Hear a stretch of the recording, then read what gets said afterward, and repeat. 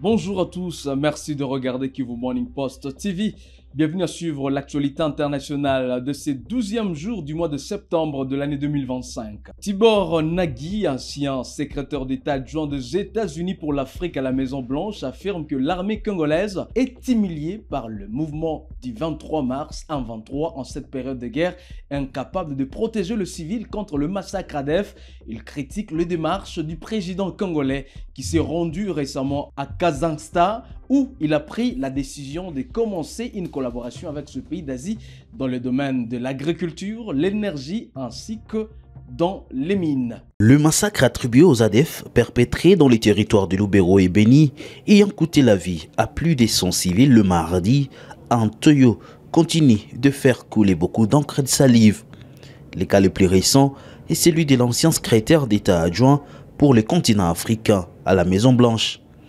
Tibor Nagy a écrit sur son compte X que l'armée congolaise connaît la honte en cette période de guerre de la F-123. L'humiliation de l'armée congolaise par le mouvement politico-militaire la F-123 était déjà suffisamment honteuse. Aujourd'hui, ces guerriers sont incapables de protéger les villageois innocents des extrémistes des ADF. Pendant ces temps, le président congolais Tshisekedi est en voyage au Kazakhstan. Il devrait visiter l'est du Congo, a déclaré Tibor Nagy sur son compte. Alors que le président Félix-Antoine Tshisekedi s'est rendu à Astana, au Kazakhstan, un pays allié de la Russie, ces deux pays collaborent économiquement et militairement, partagent également une longue frontière. Et Kazakhstan dépend également de la Russie pour l'exportation de son pétrole. Selon plusieurs analystes, le message de Tibor est limpide.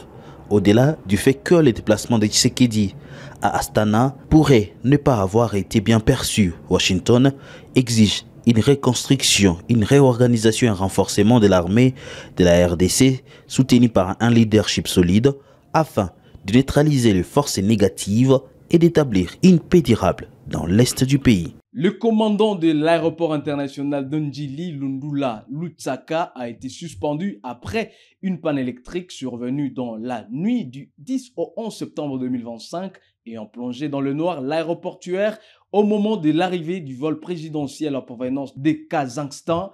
Avec le chef de l'État à bord, l'appareil s'était posé après 11 minutes en raison de cette coupure d'électricité. Le détail avec Dieudonné Mouroula. Selon un communiqué officiel de la Régie des voies aériennes RVA, consulté par Kivu Morning Post, la coupure du courant survenue entre 0h24 minutes et 5h20 minutes temps universel a plongé la plateforme aéroportuaire dans le noir total au moment de l'arrivée du vol présidentiel DRC 001, contraignant plusieurs aéronefs à être déroutés vers l'aéroport de Brazzaville Maya Maya. Dans une lettre datée du 11 septembre, le directeur général de la RVA, Ngomambaki Léonard, reproche au commandant Lundula Lutsaka de ne pas avoir obtempéré à ses instructions pour l'achat de l'inverseur de charge auprès de la société Citélé, mieux qualifiée en lieu et place de la société Unicompex.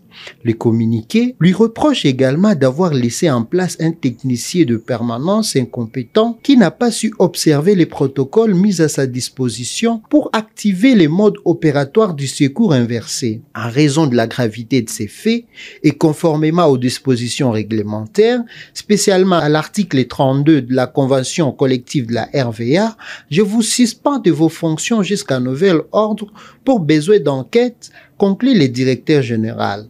Cette suspension survient alors que les autorités congolaises examinent la piste d'un possible sabotage après que l'avion présidentiel de retour du Kazakhstan a dû effectuer plusieurs rotations avant de pouvoir se poser. L'avion ramenant Félix Tshisekedi à Kinshasa a accusé un retard de 11 minutes en raison d'une coupure d'électricité. Le visa pour entrer au Burkina Faso est désormais gratuit pour tous les citoyens de ce pays africain.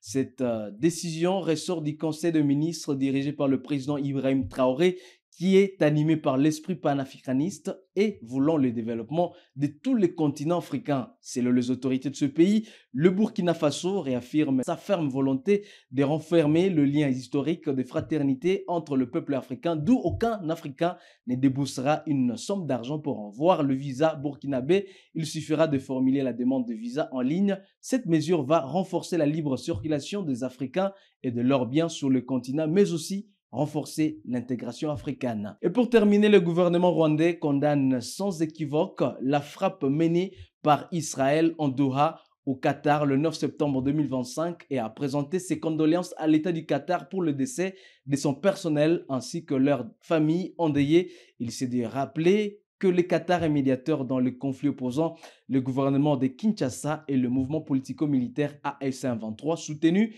par le Rwanda selon le gouvernement congolais. C'est tout pour cette rubrique de l'actualité internationale de ce 12 septembre 2025. Mesdames, Mesdemoiselles et Messieurs, où que vous soyez, merci à vous de l'avoir suivi. Restez avec nous pour la suite de l'actualité et à très vite.